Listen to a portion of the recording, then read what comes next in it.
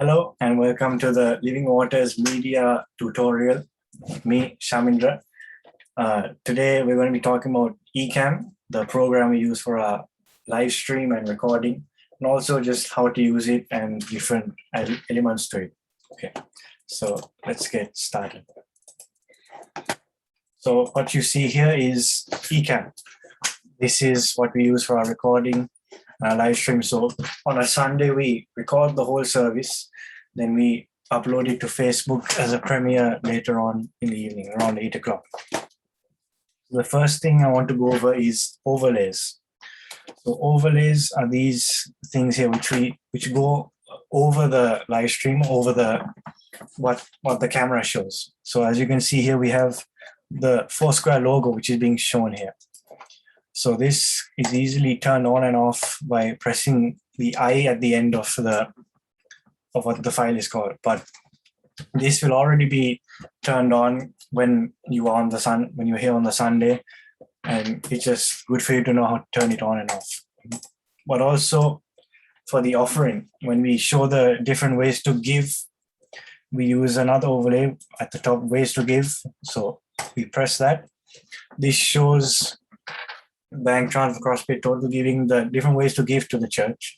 So we keep this on for about 30 to 45 seconds, which gives people time to read all the information to get whatever they need. And then we turn it off by pressing the I at the end, and it takes us back to the camera image, what the camera is showing.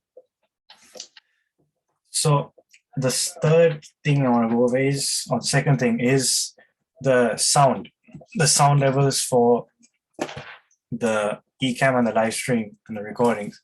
So when you come on a Sunday, we would have connected it to the sound system using a Scarlett box. It's a red box which has Scarlett on it, and that is how we connect the Ecamm and the live stream to the sound system. So what's on the sound system goes through and it comes onto the recording here, which makes it sound better. So we keep this level at 93. This is so that the live stream doesn't sound too loud or doesn't sound too quiet, and it's just a nice level to stay at. We want to avoid clipping. Now, clipping is when the volume, as you can see a little bit here, it goes into the red areas. That means that it's too loud and maybe needs to be turned down. In this case, it's because I'm talking too close to the mic, the computer. But if you keep it at 93, that should be fine.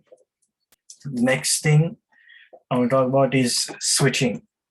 So here we use the scenes window, and here you have a different scenes. And this one here is what we will call camera 1.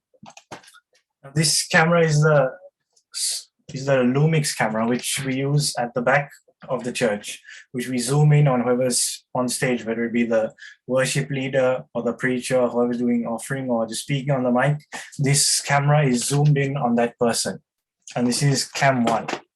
And the next scene we use, we call this cam 2. Very simple.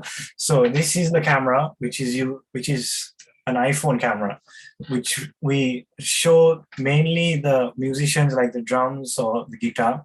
So this is, you only switch to this camera for a few seconds. So an example would be if there is a drum solo, then this is when you would switch to cam 2, just to show the drum solo, and then go back to the full worship team or just the worship leader going back to the song.